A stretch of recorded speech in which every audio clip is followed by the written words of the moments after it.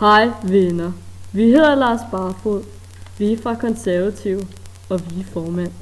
Konservatives typiske vælgere bor i ejerbolig. De kommer typisk ikke fra arbejderklassen. Konservatives vælgere er både mænd og kvinder. En tredjedel af vores vælgere har en lang eller mellemlang uddannelse. Og 60% af konservatives vælgere er utilfredse med et regeringssamarbejde med Dansk Folkeparti. Konservativ er tilhænger af en stram, men ansvarlig udlændingepolitik. Stram, fordi vi er nødt til at begrænse adgang til Danmark.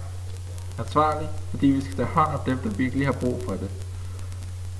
Men også at stille krav om integration i form af f.eks. uddannelse og beskæftigelse.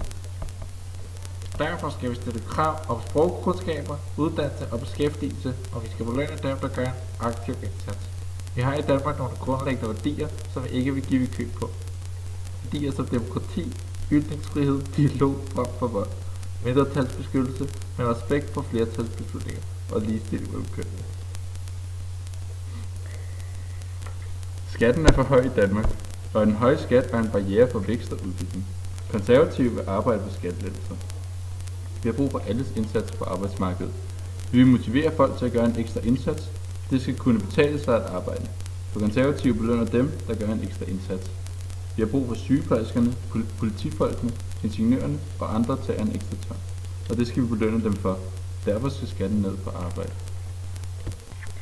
Konservative vil skaffe vælgere ved at arrangere åbne debatter, hvor almindelige danskere kan komme og diskutere.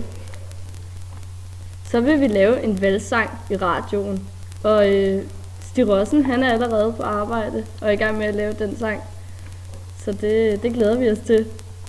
Derudover vil vi også gerne deltage i rigtig mange direkte debatter på tv. Og så vil vi give vores vælgere logoslik og grønne popcorn, sammen med en hel masse folder. Og til sidst så vil vi holde en årlig høstfest for alle, der lyster. Og har bryster. Det Konservative Folkeparti vil sende et nyhedsbrev til alle vores medlemmer af partiet en gang om måneden. Vi vil også lave en konservativ sommercamp med aktiviteter for alle, der er imellem 200 år.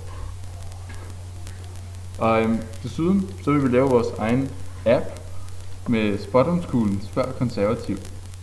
Og vi kan jo simpelthen give en teaser på den, at vi forudser, at du vil stemme konservativ til valget. Fast men fair. Stem konservativ. Hej hej.